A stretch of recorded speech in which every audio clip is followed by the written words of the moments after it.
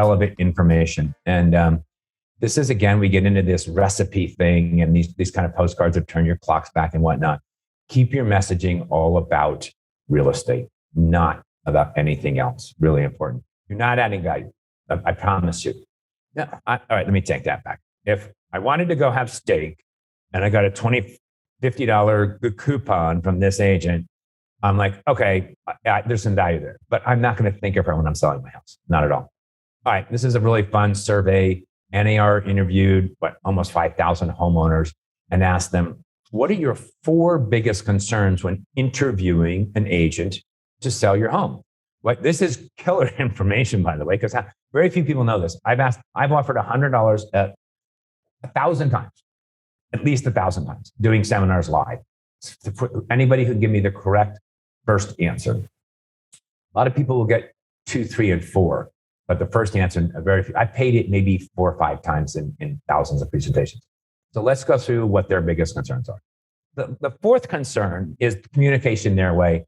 And the big issue here was my agent calls me from their house phone or office phone and asked me to call them back on their cell phone. Guys, that doesn't make sense. I don't think any of you do that anymore, but that was one of their concerns. Exposure in the internet. This is an interesting thing. And I'm real big into psychology and sales, because if you understand the why and how people think, you can address the marketing and the sales accordingly. So there's certain things in industries that become commonplace. Like everybody does it, everybody knows it. And I think exposure on the internet is one of those things. Everybody knows that everybody has access worldwide to realtor.com. You have worldwide exposure. Just a tip here, spend a little bit more time, maybe 5 to 10 minutes in your listing presentation, showing and explaining, and we can help you with this. We have great graphs and marketing pieces that you can use here to show that you have good presence on the internet. This one's fun. This is what we call a hidden objection. And what that means is it's something that the client is concerned about, but isn't going to speak it. So rarely does somebody say, are you a great negotiator? Because it's a rhetorical question. You have to answer it, of course, yes. So here's a great tip for you. They're looking to find this out. So when they say, will you drop your commission in half? And you say yes, they go, not my kind of agent. Anyway, that's a whole nother webinar. But when it's rather than saying you sold X amount of homes, you negotiated the sale of. Get that word negotiate in 2, maybe 3 times, not obnoxiously because then it's obvious, but just get it in there 2 or 3 times and it will go a long way to securing all of your listings. And by the way, most of my agents don't go for an interview. They go to take the listing. It's really that simple because they've done such a great job marketing that there is no interview. It's just about what are we going to do to get this house sold? What do I need to make it right or fix it up a little bit? All right, so the number 1 concern, and this makes a lot of sense. You all should know this by now. Neighborhood expert. 78% of people say they want to work with the neighborhood expert. So if that's the case, we kind of keep hammering this, right? 78% again and again and again, right? So it's really interesting. So what I want to do is take all of this information that I've just given you and put together, and I'm going to go through this relatively quickly. I don't want to keep you any much longer about what we actually do to help all of the agents you're going to see in this program. And we're talking about mail and then the next generation of mail. So a couple of things that are important. Are you portraying this? The ultimate solution, portraying you as the neighborhood expert. This is the piece we do for Lisa in Tremonto. She's just a great agent. So first things first, community photo, or just a photo they recognize. This is actually the mall next to Tremonto because they don't really have any great photos. The neighborhood name, that's obvious. And this is something that you've probably never done in direct mail. And if you haven't, it's a lot of why your direct mail didn't work. And that is variable data.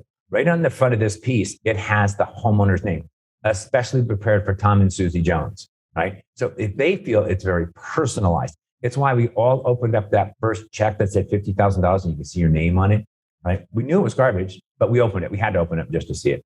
So it's kind of fun. Homeowners are 5 times more likely to call you if you put their name throughout the piece.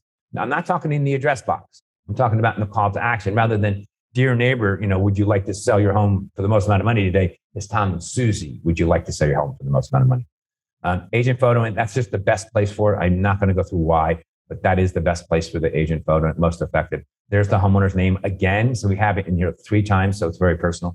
Most of you have done this MLS, I'll call it stuff.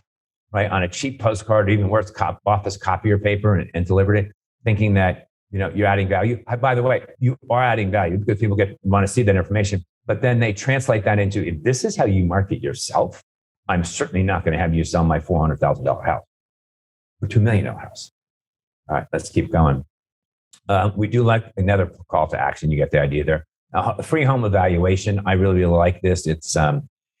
Homeowners want to go to the internet to find out what their house is worth. So this gives them the opportunity to do that. It keeps them off of Zillow and Realtor.com. It puts them onto your website, and you're going to get this as a lead in your inbox, in your mail. Community websites. We have a company we work with that is going to provide those. If you want one, you're more than welcome. We'll give you their information. They're super, super fun and easy to work with out of LA. Just a great group of people. And they do provide analytics of how many people are going to your website and whatnot. And then a community map. So they're taking this information and you're saying, oh, that house is located here. We live here, honey, and that one's up the street. So you kind of get the idea. And a testimonial. We can talk about this if you become a client. There's a really, really killer way to do this that's really, really fun and effective. That's all I really communicate. And then this is a community stats. And if you look at what we've done here, we've kind of hitting all the personality types with laying out this information in different ways. And again, more variable data. Let's look at how well this actually works. So Lisa Groff is the #1 agent in Toronto, 5 years and counting.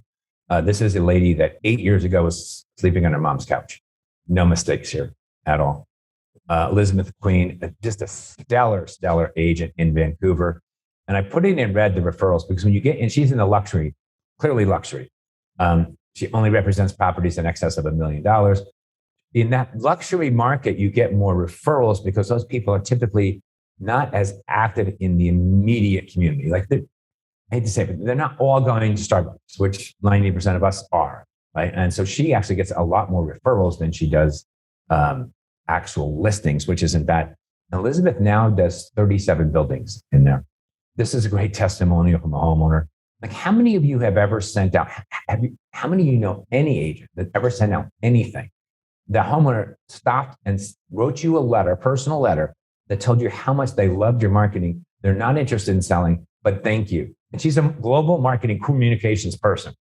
That was just a great testimonial. So those of you that we started out saying that print doesn't work, that's a myth. It absolutely does if it's done right. And if it's not, that's a shame. I did mention earlier that I do believe that all of these things are integral. The interesting part about web and internet and social media, that's what you call institutional advertising. It backs up an existing brand. It's not used to develop a brand. You just can't hit enough people in a consolidated area. You could hit the world, 100 people in 1,000 different cities, but you need to be hitting 500, 800 people within a particular neighborhood. The print media will create the brand, establish it, you mail it monthly. It's super, super easy. We do it for you. We pull all that data. We make the map. You're not doing it. That's a set and forget thing. And then the social media and the internet are meant to validate. Remember that earlier? To validate that. Comprehensive solution. So anything you need from us, like when Lisa needs a property brochure, she doesn't go to cheappostcards.com. When Wayne Peterson wanted a personal brochure, he didn't go to, I won't mention names, but he went back to us. And all of his marketing materials are branded to look like Wayne Peterson. Idaho Lux is his brand. It's just a great, great concept, which I love. So again, are you portraying the best you? That was kind of the final question. One of the things we did offer, we offered Wayne and Lisa as well, was research. So we would go in and look at certain markets to see, is this really a good market? Are there enough sales here to support a marketing effort? And more importantly, is there a dominant agent? Why would we go after this part of town when right next door, it's just as many sales, but there's no dominant agent? Pretty interesting, but we will help you with that. It's a really good part of our service. And then we only work with one agent. So if you want to work in the high end in Idaho, you're out of luck. That's unfortunately, you have to go to the next price point down, which I like. But again, everything is exclusive. Lisa's in Toronto. Greg Newman has all of downtown San Diego. Anyway, it's just the way we've always done business. I think we're going to, I always like goals. I think they're important. And I always say a goal without a plan is just a wish. And goals take time. I ran 42 marathons. I won the Disney Marathon twice as a master. And it took me 3,500 miles of training to run a 26-mile race. A lot of planning in there and a lot of preparation. A lot of people are concerned about the paper usage. Today, there are more trees on the planet than there were 100 years ago. And for every market report we plant a tree. And a tree could do 1,000 market reports. It's pretty crazy. And I think the last question is, what's the expense? So Wayne does a custom report. Lisa does an automated report. And those market reports are literally $1 plus postage. So you can't get a postcard for $1, never mind a 4-page market report. All right.